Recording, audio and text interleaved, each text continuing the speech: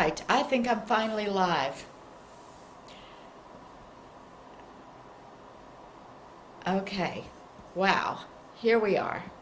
I am Carla Sanders, the Cosmic Crone, and I am here to talk to you about Venus retrograde. And I've been talking about Venus retrograde for a solid 3 weeks because she has been retrograde for that long. And it's really, really important time for us on this planet and thus those of us as individuals. So I have spent the last 20 minutes trying to figure out how Facebook is doing their live streams these days. You need a full studio to support you in this anymore. It's no more just clicking it on the phone and going live. But it says I'm live, so I cannot see comments. If anybody is on here, I'm not available. I can't see you. I can't see you saying hello. The old hearts and likes that let you know your words were landing don't seem to be here. So I'm just going to trust that anybody who needs to hear this, who wants to hear this, is going to hear it now, later on my page in the recording, or on YouTube after I upload it. So, Venus retrograde. Well, the first thing I did was I looked at the chart for today, the astrology chart, to see where Venus is. For those of you who are just hearing about Venus retrograde, I see that there's someone here. That's good. And say hello. I've just found the comments spot. I'm learning the new layout here, and it's very confusing to me. So today, as I say this is January 5th in the middle of the afternoon, and Venus on December 19th turned retrograde in the sign of Capricorn in a conjunction with Pluto and in a trine to Algol, the Lilith star. So that is an energy of descent, of death, of transformation, of relinquishing that which you have in order to make space for something new. Now, as human beings, as organisms, when we die, we disappear from this plane. Our bodies go back to the earth or the fire or however they're done. And our spirits go, we don't know quite where, but that is an opportunity for something new to happen. As a metaphor, dying means letting go of the life that we have so that we can welcome the life that we desire. And that is a paraphrasing of words. Many people have said them, but I'm hearing Joseph Campbell's voice in my mind. I believe that is something he is famous for quoting. And so Pluto is always doing that for us.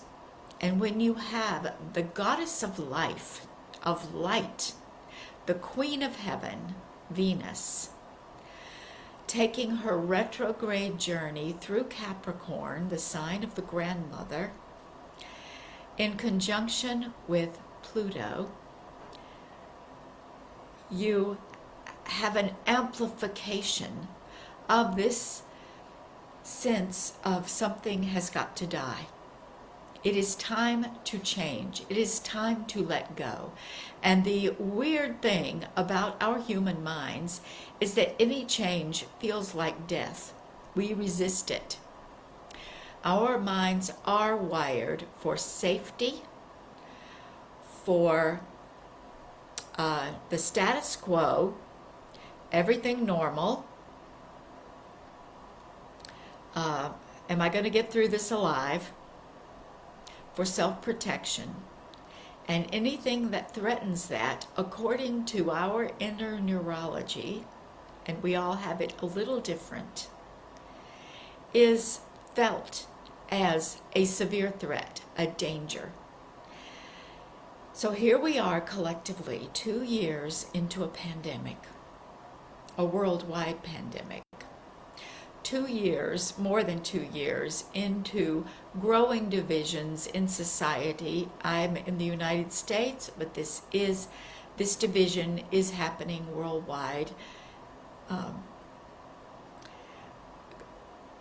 2 years into a change of the way that life has been, the life that we imagined we wanted. We have been recreating life in a new way, trying to figure it out.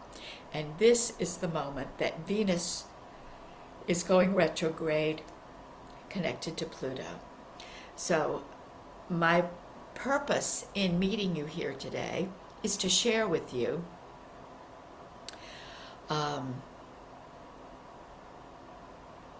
a little bit, to help you understand what this means to you, how you can ride it out and take full advantage of it. How can you surrender to the underworld? How can you die while still living? How can you retreat, descend into the darkness when the children need feeding and you need to show up for work and it's time to walk the dog? And then, of course, all of the entertainments and pleasures and distractions of modern life are pulling at you. And why is it really important that you do that right now? It is no accident. I don't know who planned it, but it's no accident that Venus is going retrograde with Pluto right now, while we are just like, oh, this is the new normal? And so what's important about it, this is our opportunity to remember the rhythm.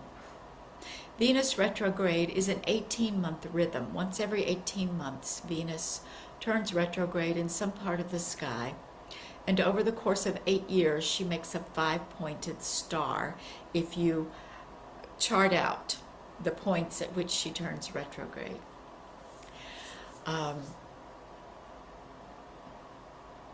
So this is one of our natural rhythms that we as human beings have forgotten. These rhythms are around us, but they appear as chaos and disruption when we don't know that they're happening and we don't know how to meet them. So I'm going to offer you some suggestions. It is really important. We have a couple of moon cycles during this retrograde period. And at the moon cycles, we are reminded that every 29 days, the moon goes dark. And 14 days later, it goes bright again as a full moon. And so we have those times every month where we go within. And in women's bodies, we really feel that. It is connected to our menstrual cycle. And so at new moon or at menstruation, we want to go inside. And men can tap into this rhythm by simply paying attention to the moon and saying, I'm going to slow down right now. And especially if there are women in your life, recognize that it is their time for going inward, for gathering strength, for listening to the goddess and bringing back wisdom that matters to life. So when Venus is going retrograde, that's like that new moon energy amplified to a factor that we can't even imagine. Because this is the goddess connecting with the sun. She is making this interior conjunction to the sun. That is a technical astrology term. and astronomy term. She is merging with the sun and changing. So look at this metaphor. Venus has been the evening star for the last 8 or 9 months. You see her a little bit after sunset. And then she starts going retrograde and begins her merging with the sun energy. And it's just like with the moon. The new moon is showing the light side to the sun because the moon is reflecting light from the sun. And Venus also, as a planet, reflects light from the sun. And she is showing her light side to the sun. She's showing us her dark side, but she's lost in the glare of the sun. So there is this strange irony, magic, alchemy of the Queen of Heaven turning her back on us, staring into the sun, disappearing from the evening sky, and in a few weeks she will reappear as the morning star. So she is going through this metaphoric transformation from evening to morning. And she does this by disappearing into the light. And yet she is associated, ancient Sumerian mythology, with Inanna disappearing into the underworld. Inanna descended to the underworld to pay a visit to her sister, the goddess of the underworld, the goddess of the world of the dead. And there she died and rose again, came back to life in 3 days, and returned as an ascent. Came back brighter, more powerful, more potent than ever. Now that's a familiar story, isn't it? There are many divinities, including Yeshua of Christian mythology, who made a similar journey.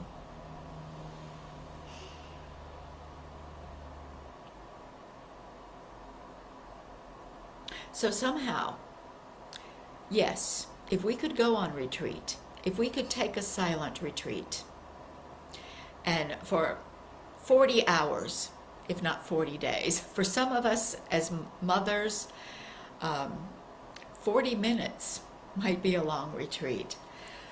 That would be great. This would be an excellent time to chart Venus retrograde and say, once every 18 months, I am taking a long retreat, and I'm going to find out. A silent retreat at a Zen center or a yoga center or something like that, whatever, or a cabin in the woods. But here we are in the middle of life, working from home, homeschooling, doing everything. How are we going to have our retreat? Why does it matter? Let's talk about why it matters. Over the course of 18 months, we can forget a lot and we can accumulate a lot. We can forget who we are. We can forget our purpose. We can forget why it was that we started our business or why it was we had these children. We can forget what was it that God told me to do the last time I listened.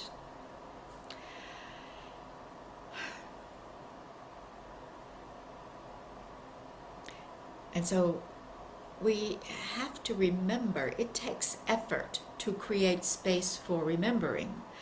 Now, I do ceremony, and I have led ceremony for my community, and I have not been doing that for the last 2 years for obvious reasons. There have been occasional ceremonies and fires outdoors, but for the most part, I'm not doing community or public ceremony. I've done a few things online. But ceremony, especially the bigger ceremonies like Vision Quest dances, weekend retreats, They take us out of our daily life, take us into a container in which it is just you and divine. And you are remembering.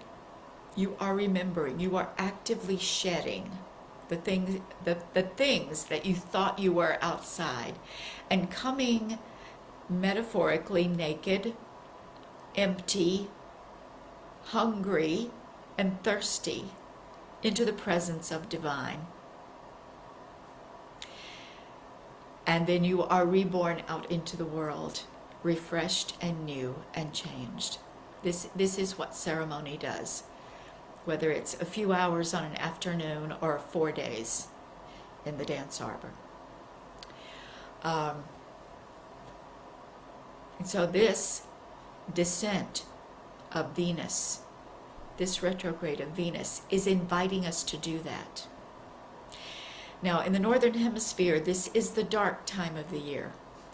And in a year, rather than having insane parties and social life and wild and crazy shopping and consuming and lights, as a way of trying to ward off the darkness, we call it celebrating the birth of Christ, celebrating Hanukkah, celebrating solstice and Yule.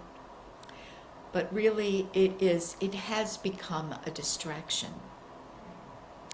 And so at this particular time, this is a reminder that at winter solstice we go within. Now, if you are experiencing Venus retrograde in the southern hemisphere at high summer solstice, you may be feeling a completely different energy.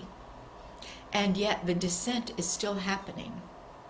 The descent really doesn't care whether the days are long or short, because the descent will carry you down, especially with Pluto. Pluto says, I don't care if you've got a barbecue planned. I don't care if this is the longest day of the year. You're going down. So my admonition to the people on my mailing list and the people in my group, the people I'm communicating with, and for myself is, not what are you ready to let go of?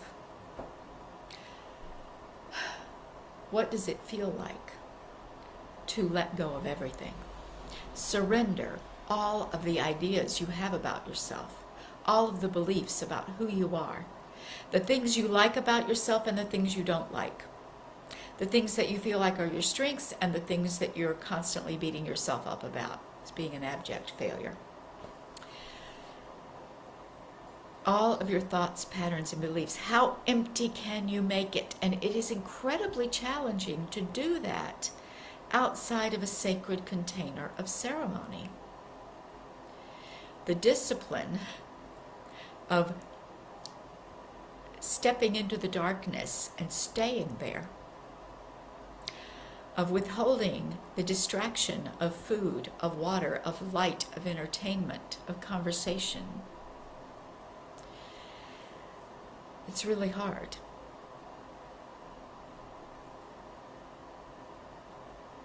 And I've been having trouble doing it myself. So I have a few suggestions for how to do it. First off, have a journal. Taking notes about what's going on. I know many people hate journaling, and many people love it and live by it. Wherever you fall on that, get your journal anyway. Because in the blank page of a journal is a metaphor of emptiness and darkness. And I suggest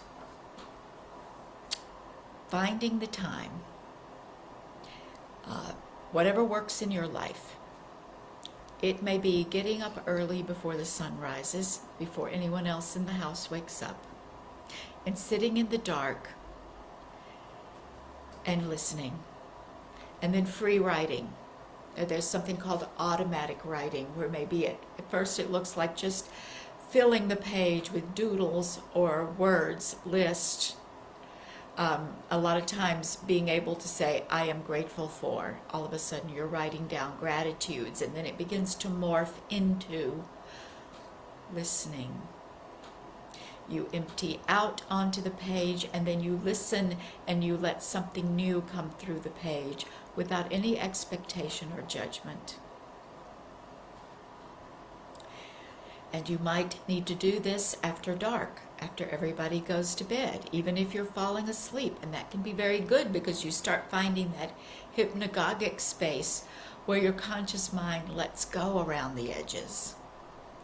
And you can begin, oh, I surrender. I surrender. I did early a few days ago, and periodically, sometimes I come to it and it's like, yes, I consciously surrender. I choose to surrender. I surrender this. I surrender that. And just, it's like, I am grateful for, well, you can say, I surrender. What does surrender even mean?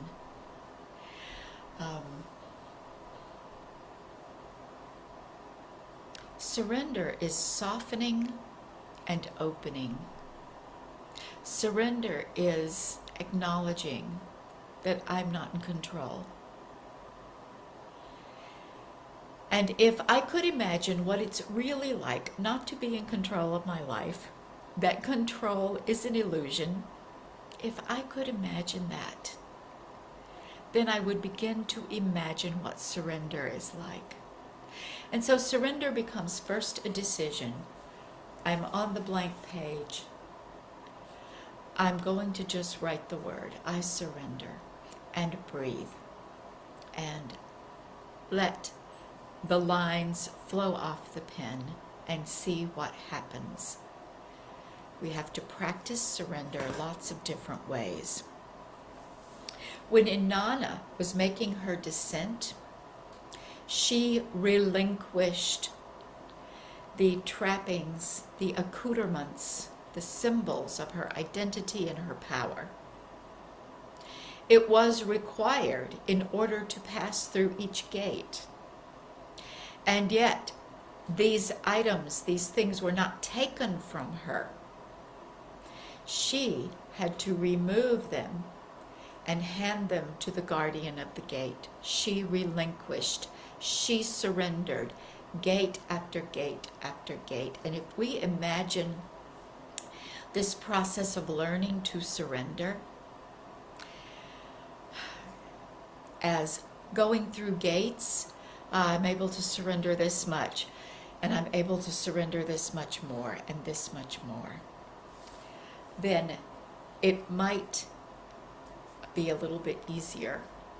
It might make a little more sense to our nervous system. Surrendering to sleep. I don't know about you. I have to read myself to sleep. It doesn't happen as much anymore, but I used to fight going to bed. I used to say my inner 3-year-old refuses to go to bed. I don't care how tired I am. And this was as recently as a couple of years ago. So surrendering to saying it's time to turn off the light and I'm going to bed. And why is that important? Because the underworld is within us. And we can access it while we're sleeping.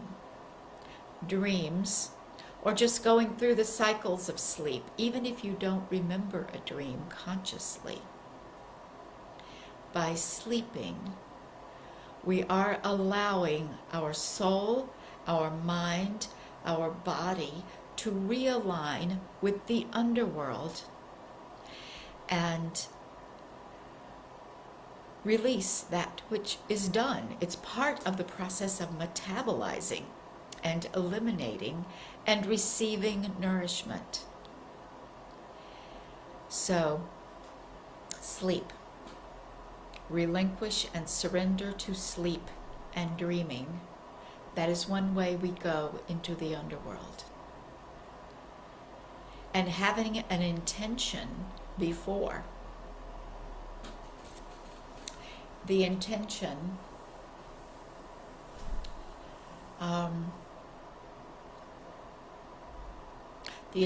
can be, help me to surrender that which I am clinging to.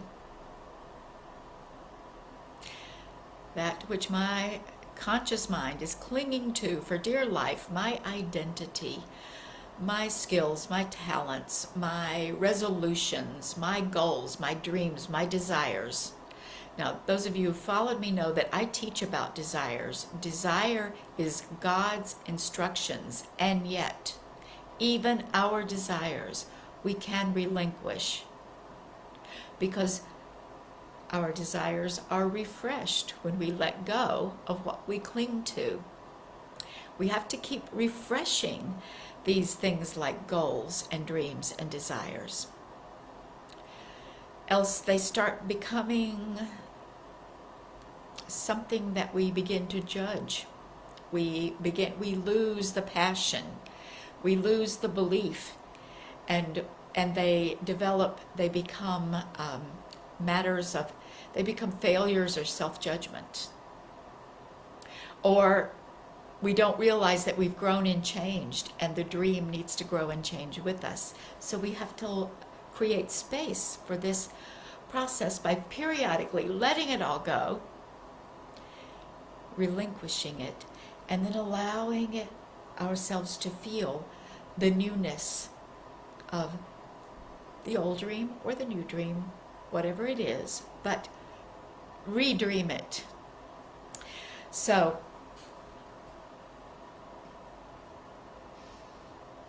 setting that intention before bed helped me to relinquish and wake up empty. And don't worry that your mind doesn't know what that means. Just trust that it can happen. Those are two very basic ways. There's another way that the underworld is within us, and this is what I teach the women who come to me for initiation and healing programs. We go into the womb. Everything is in the womb. The depths, the underworld, the place of death, the place of birth, the cosmos, the temple. Our wombs are the place between worlds, and our womb is, energetic womb is in our body, and it is connected to the earth. It is grounded, it is here, it is present. She is present. And it is everything within us. And so if you know womb centering, or you want to just simply tune into your womb and see what shows up for you, go into the underworld, closing your eyes, sitting in a dark room, lighting a candle or not, and saying, I am here in the dark with you. I relinquish. I surrender. And maybe when you go there, you find that what you need to surrender is all you've been carrying. You may need to have an ugly cry. You may need to shout and rage. You may need to let out a stream of curses. You may need to grab a book and read a poem because words fail you, and you need to let something come through your voice that can speak on your behalf. Whatever it is, you may write in this womb space and then read it to yourself. Or you may just simply be silent, silent, silent. Breathe, breathe, breathe. Listen. Surrender comes without expectations, or for that matter, requirements. So going into the womb space. And then here is another embodied way. Yesterday I attended a conversation with Liz Cook. She is an expert on the psoas. She goes around the world teaching about the psoas muscles. And extraordinary teacher. I've been able to be in workshop with her, and she's amazing, and I love it. But she talked about going into the fetal position. And I'm going to demonstrate this for you right now. I mean, you know what a fetal position is. You curl up on yourself on your side, and you curl up. You are remembering what it was like to be in the womb. And for some of us, the womb was a safe and healthy and good place energetically. And for some of us, we were in a traumatic situation and our mother's trauma was being fed to us. So the womb is, well, we have to reclaim the safety of the womb. It's part of our healing journey for many of us. So curl up as a fetus in your bed or on a sofa or on a cushion in a warm space, dark. And if there is no dark in your world, cover your eyes. Get under a blanket and breathe. And when I say breathe, this is what I'm going to demonstrate to you. You just let your whole body go limp in this position and let it be held by the earth. Become aware, whether you're 20, 50 stories up in a penthouse or whether you're, outside on the ground somewhere. Let the earth hold you. Go limp. You don't have to carry yourself right now. You are returning to the womb. And as you go limp, your body softens and you expand.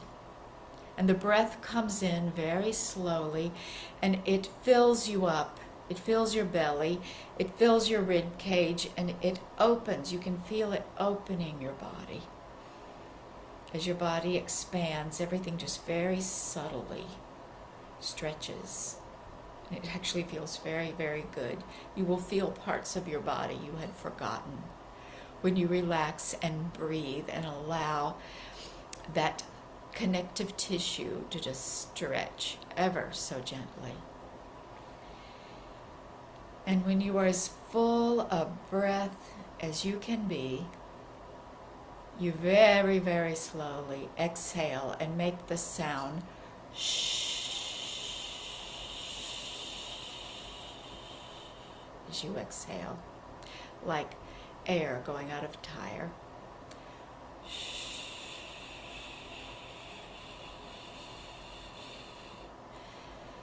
And that sound sets up a subtle vibration in your energy field.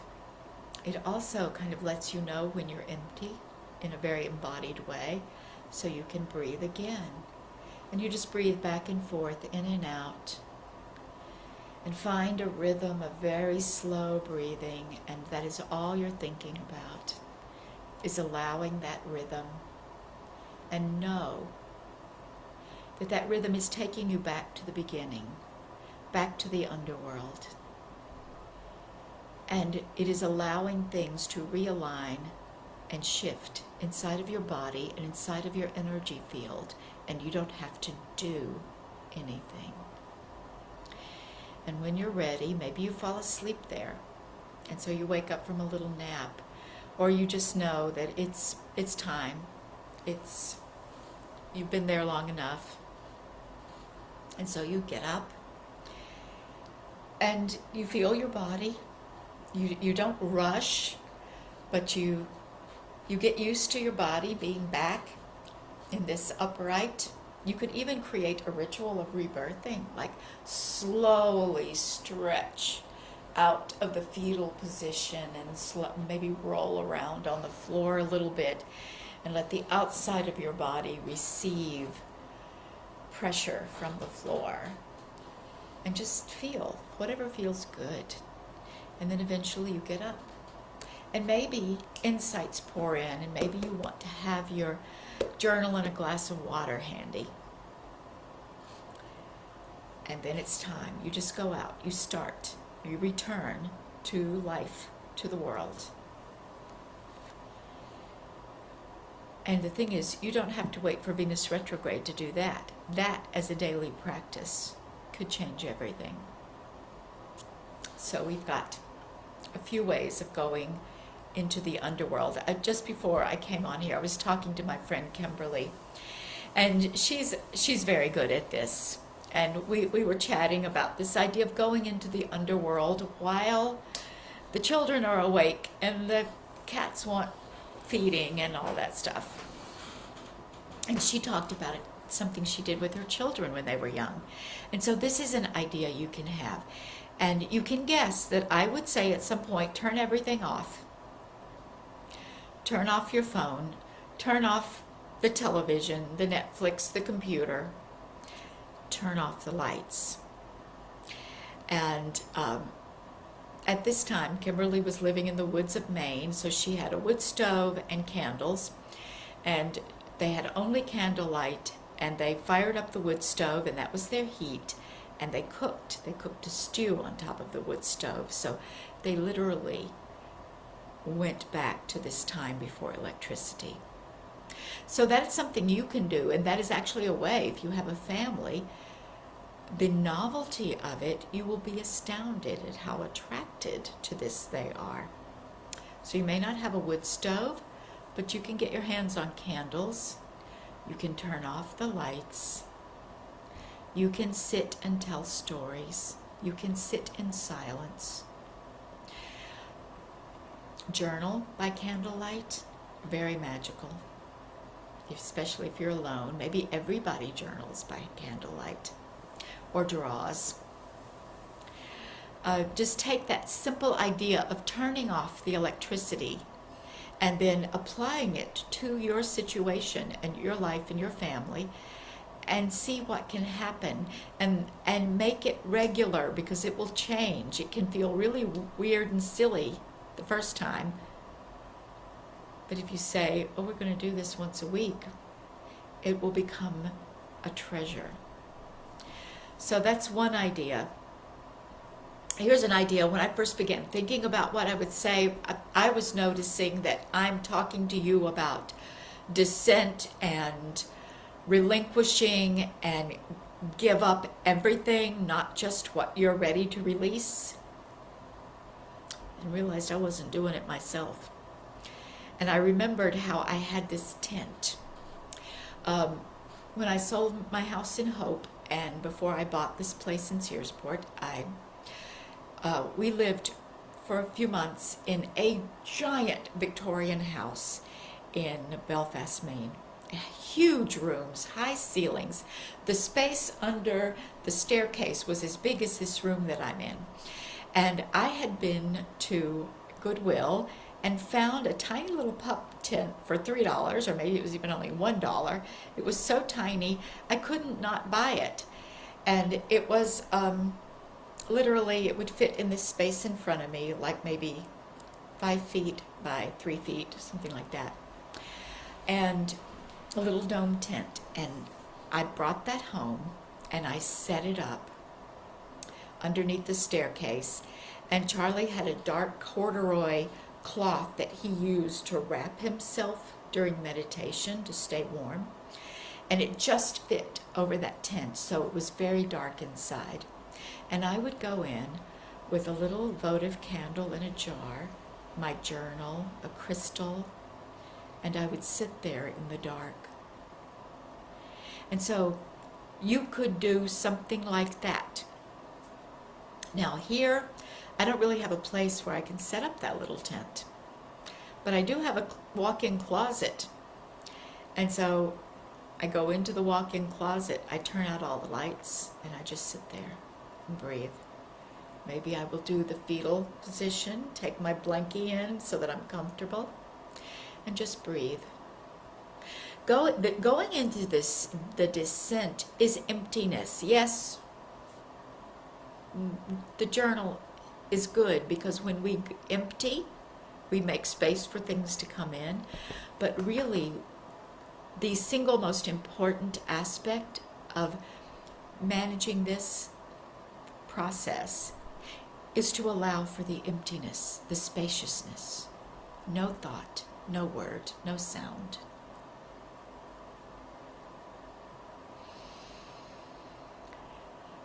So, maybe you can make a fort under your dining room table.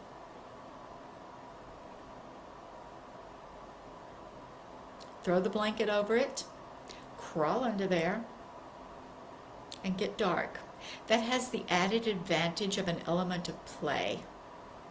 Because even though the language of death and relinquish and surrender is very serious, deep language, life and healing happens through play and pleasure and embracing.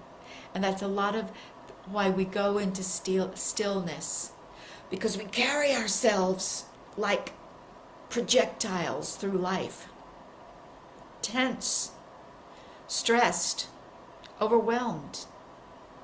And if you happen to be in that place of one more thing will overwhelm me, then you must make this the most important thing that you do.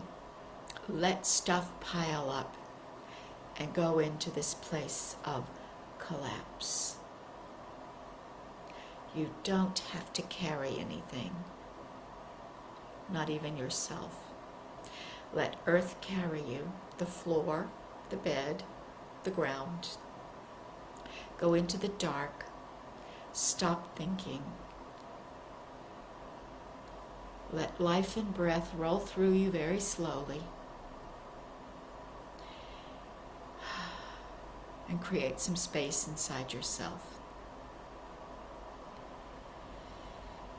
And then play, giggle, write things down, come out and dance and sing, but make a rhythm of it. Oh, it's time to go back into my blanket fort. It's time to go back underground, and we have a very special support to do this energetically, cosmically, with Venus retrograde, Pluto, all of this that's going on. Mercury is about to go retrograde next week.